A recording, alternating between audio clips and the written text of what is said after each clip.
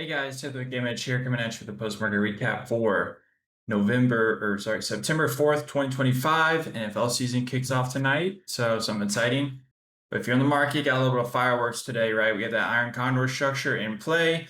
Top side of that was 75 to 80. We talked about in the pre-market note, which we'll get to in a second, how above 80, potential to work our way up to 6,500 and even beyond, which is exactly what we got.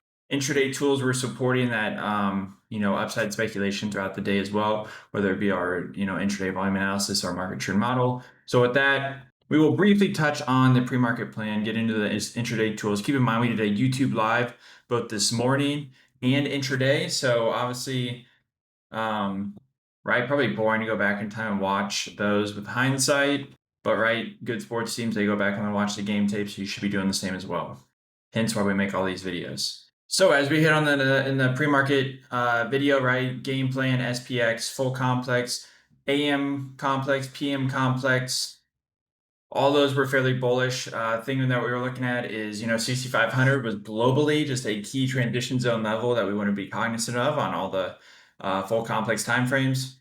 SPXP showed a little bit of deterioration in terms of out-of-the money puts being below spot price. Obviously, with hindsight, not a cause for concern today, but day over day, we want to understand if these out-of-the-money puts are now gone, they were vaporized or closed out, or if they still remain there, right? Because it's our belief that markets are driven by out-of-the-money call and put speculation, or that's one way that we can view it, right?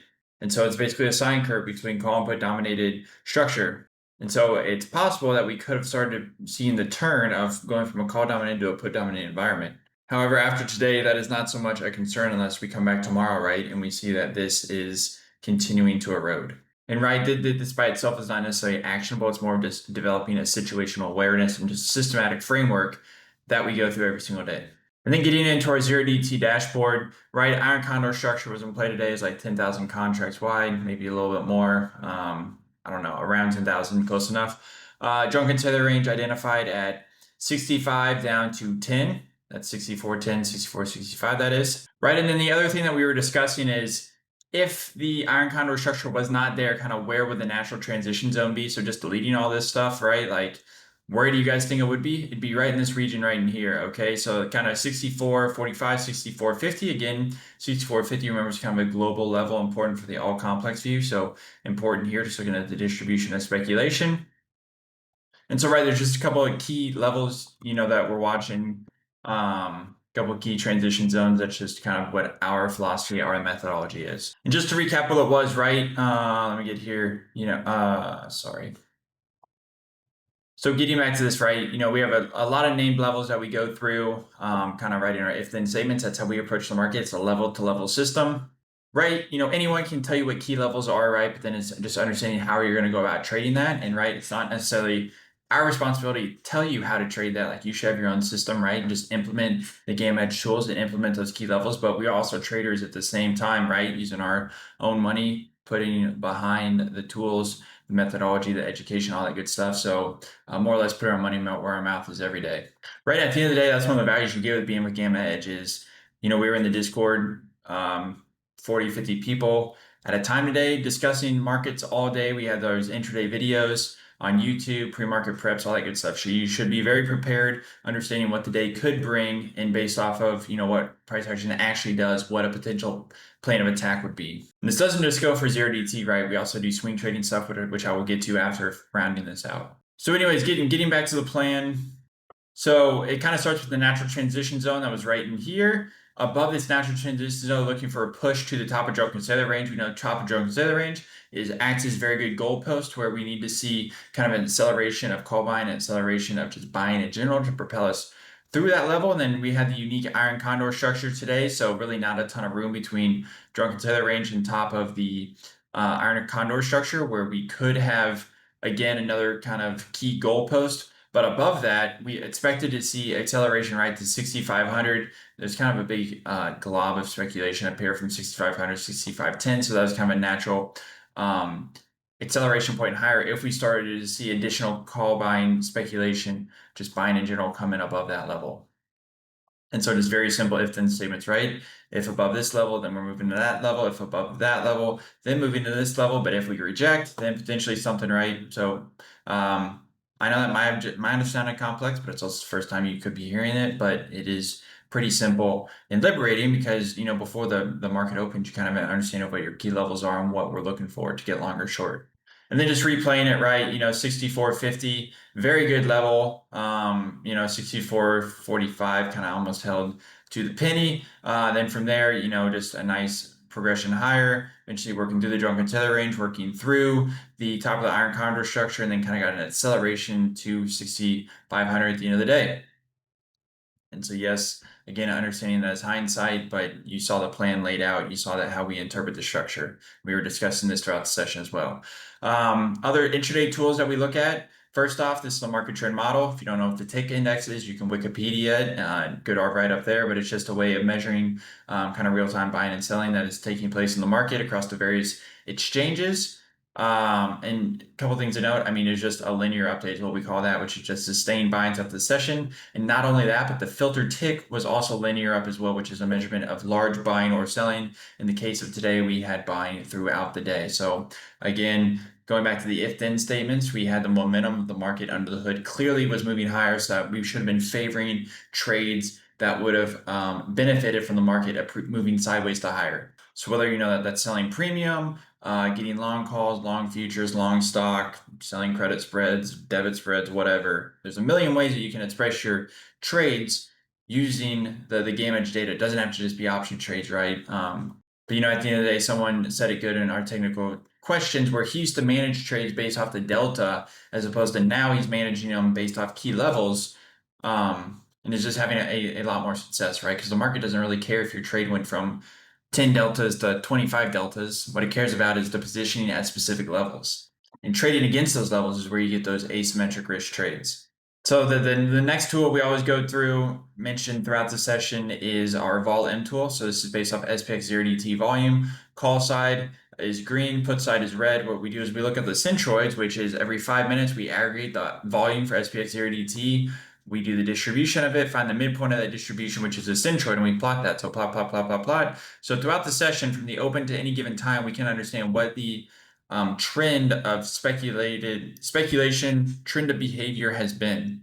So in the case of the day, the call side was sideways to higher throughout the session. Put side was higher throughout the session. So this is just kind of a classic trending day higher. So right, we take out those key levels, 64.80, take that up, we continue to trend higher. Market trend model is trending higher, so that's just a set of confluence across the various tools that we had throughout the session. So if you guys have any more questions on that, the 0DT process, let us know. Happy to address those. Leave a comment, go back and watch pre-market prep, go watch our intraday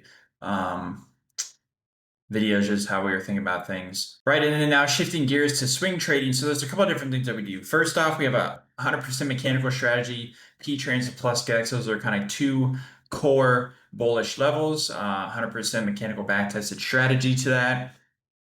So every day, in the P-Transit plus GEX hub, you're going to get exactly the prior night. You're going to know what you're going to do that upcoming session at the open. So that's basically what all the signals are based off of. You're going to know what we're going to enter, what we're going to exit. So it's a high win rate strategy. Yes, losers are greater than winners, but the win rate is significantly higher, which is how you get the positive expectancy. And this mirrors pretty much what the back testing is.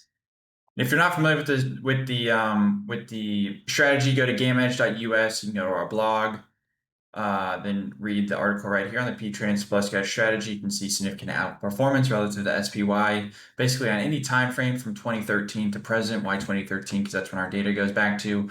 Also, while we're here, if you click on free courses, GammaEdge FastPass, this is everything that a paid member gets when you join GammaEdge, our tools, methodology, framework, all that good stuff. So you get it for free here if you want it, regardless if you go and join GammaEdge or not. If you're new to options market, this gives you an understanding of why it's important and then the tools that we've developed to take advantage of that. So definitely worth your time, but yes, it does take time to read it, understand it.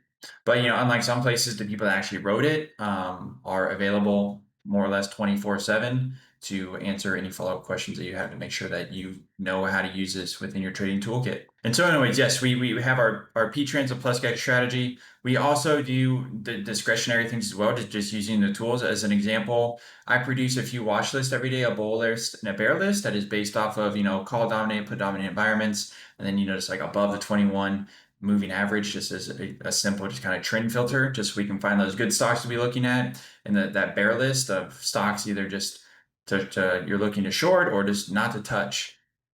Right, and then we also have scanners, and then that you can scan for call dominated stocks. You can scan for stocks based off of our key levels, all that good stuff. And then we've also started implementing the wheel strategy. So if you're familiar with what the wheel is, if you're not, again, Investopedia, but we've created that. We've added a little bit of the GammaEdge flair to it in terms of utilizing our key levels, which a lot of people have had a lot of success implementing that, from taking the wheel to now the wheel with a little bit of GammaEdge flair. So there's multiple different prongs that we do on the swing trading time frame, and we try to hold your hand a little bit like we do on the SPX game plan as well. And with that said, these we can just go through some names that I was in. Visa I got in today. My methodology is simple, right? Like looking for those call dominated stocks above P-trans level, breaking out above prior day highs. Why? Because if we are in an uptrend, call dominated, breaking out above prior day highs, what is higher and moving higher should continue to move higher. And if it does not move higher,